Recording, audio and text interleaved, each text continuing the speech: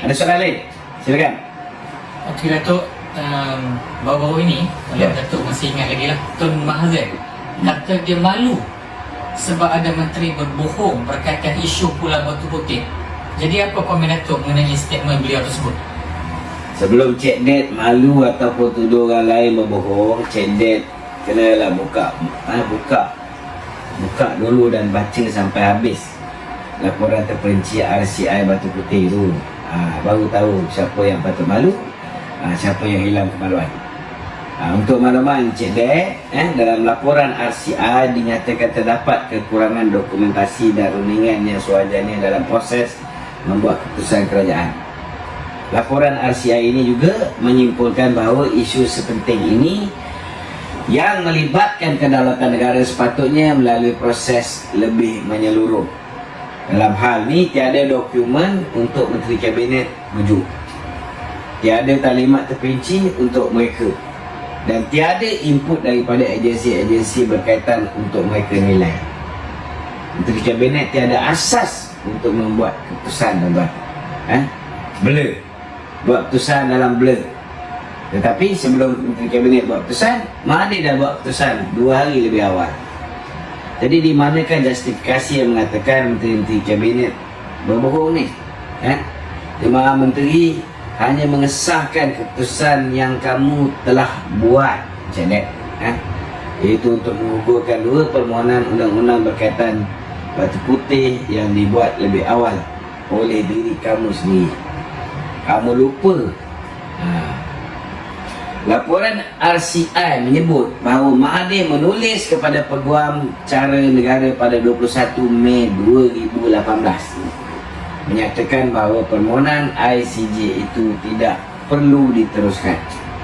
Peguam Cara Negara kemudiannya memaklumkan kepada Singapura bahawa Malaysia akan menggugurkan kedua-dua permohonan undang-undang tersebut. Singapura dimaklumkan pada 9 pagi 23 Mei 2018 manakala mesyuarat Jemaah Menteri hanya bermula jam 9.30 pagi pada hari yang sama, dan membincangkan isu tersebut bawah agenda hal-hal lain. Dia letakkan hal-hal lain ni, tuan-tuan. Benda yang merupakan kedaulatan negara ni, dia masuk hal-hal lain. Hanya memaklumkan dia dah buat keputusan, dan Singapura dah tahu lebih awal daripada Menteri Kabinet kita. Tak ke haram jadah ni dia orang ni, tuan-tuan. Lepas tu kata orang lain berbohong. Itu pun dia lupa. Inilah betul apa yang Mahathir cakap. Dalam banyak-banyak dia cakap Melayu mudah lupa, tapi yang silapnya dia sepatutnya cakap Mat Kerala mudah lupa. Bukan Melayu yang mudah lupa, Mat Kerala ni yang mudah lupa. Dia bukan Melayu tu kan. Kalau tak puas hati, tak perlu buat infografik banyak-banyak dalam portal Cik Dad. Lawan ni mahkamah. Kalau tak salah saya lah, Peguam Cik Dad ni, Rafiq Rashid Ali, Wan Muhammad Azri, Wan Dris, Wan Muhammad Azri ni Papa Gomo tu dah kira macam peguam lah tu Khairuddin Abu Hassan Al-Batoki, tu pun kira peguam dia juga. Semua ni dah buat report polis. Jadi biar mahkamah putuskan. Kalau kalah nanti jangan kata mahkamah Malaysia tak adil pula. Zaman kamu lagi teruk mahkamah. Okey? Ada soalan lain?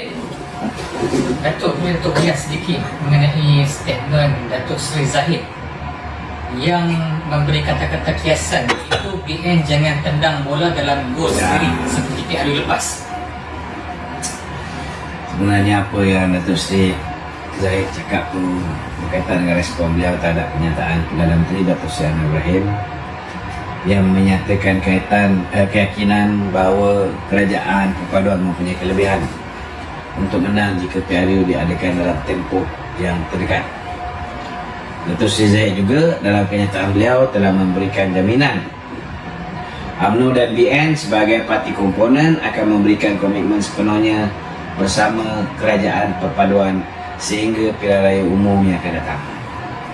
Berbalik pada soalan tadi, Datuk Seri Zahid mengingatkan bahawa pemimpin Barisan Nasional harus memperkukuhkan struktur dalaman parti bagi menghadapi pilihan raya yang akan datang dengan semangat berpasukan. Semangat berpasukan penting untuk memastikan kemenangan BN. Ini kerana semasa PRU14 dan PRU15, masalah yang timbul dalam pasukan BN adalah semangat berpasukan tidak menyeluruh, memboikot di antara satu sama lain, sehingga kan ada di antara ahli dan juga pemimpin dilihat seperti menendang bola sehingga masuk ke dalam tiang gol sendiri. Macam apa yang KJ buat? Kita pilihan raya dah lah kau ni kianat macam-macam kan, kritik presiden macam-macam, tapi nasib dia baik, Dato' Seri Zahid ni tak dengki, tak berdendam, maka bagi dia tempat bertanding di kawasan institusi politik dia dekat Firdaus, bertanding di Sungai Buloh. Bila dah orang bagi bertanding, tiba-tiba pula dia kata parti saya ni dah sesat, saya ni nak lakukan reform dalam parti. Kalau orang dah dengar dia sebagai bekas ketua pemuda, sebagai orang yang berpengaruh, kata parti dia dah sesat, siapa yang nak undi parti dia?